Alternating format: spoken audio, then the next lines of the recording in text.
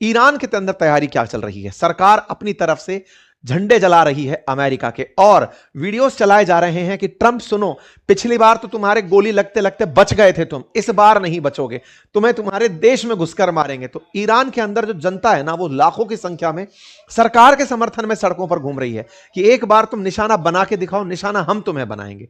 ऐसे में अब ईरान की तरफ से भारत को संदेश भेजा गया है, कहा गया है कि देखिए वो वाली बात है, लेवल सबका निकलेगा। ईरान बोल रहा है कि जो भी देश चुप हैं, यहां पर ध्यान रखने वाला है, these policies will sooner or later affect all countries regardless of their size or economic power. इनका कहना है कि जैसे अमेरिका ने अभी 66 यूएन और मतलब गैर यूएन के गठबंधन से अपने आप को बाहर निकाला, दुनिया में जिस तरह से यूनिलैटरली वो आगे बढ़ता चला जा रहा है, आज जो लोग साइलेंस हैं या फिर इनएक्टिव हैं, वो जो देश चुप हैं, वो ये ना समझे कि वो घटना उससे चिंता से दूर हैं, कभी ना कभी उनका नंबर भी आएगा। और ये बात सच भी है।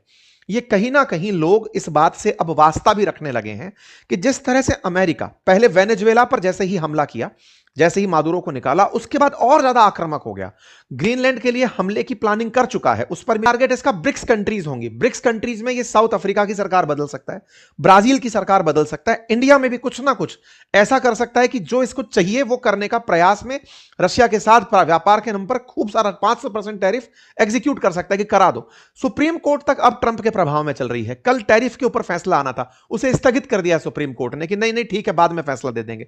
मतलब इस समय अमेरिका और ज्यादा एग्रेसिव हो गया है। एक घटना के बाद में ट्रंप का मिस्टर पीस का खिताब दिमाग से उतर गया है कि जब शांति में तुम नोबेल नहीं दिए तो अब मुझे अशांति फैलाने दो, कम से कम इसमें तो श्रेष्ठ होने दो, अमेरिका का सबसे श्रेष्ठ राष्ट्रपति बनने दो। शांति के नाम पर मैं नोबेल पीस पुरस्कार मांग रहा था, तुम नहीं दिए, मैंने 8 युद्ध रुकवाए, अब मैं 8 युद्ध करवाऊंगा, उसके बाद बताना कि मैं सबसे बढ़िया हूं कि नहीं, मुझे श्रेष्ठ बनना है।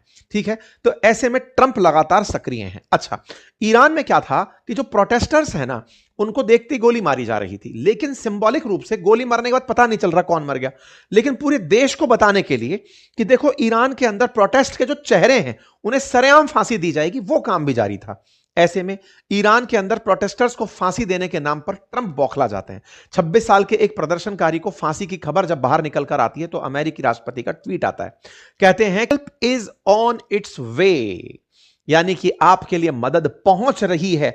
ये वाली लाइन जब इन्होंने बोली ना, उसके बाद में माहौल गर्म आ गया कि इसका मतलब युद्ध होने जा रहा है। ये हेवी बॉम्बर भेज करके दुनिया को इन्फॉर्म किए कि हमने नेतांज को तबाह कर दिया है। बिल्कुल इस बार भी वैसा ही चल रहा है और अमेरिका इसी तैयारी में है। कहा जा बीच में सबसे बड़ा सवाल, रूस और चीन की कोई प्रतिक्रिया आई कि नहीं।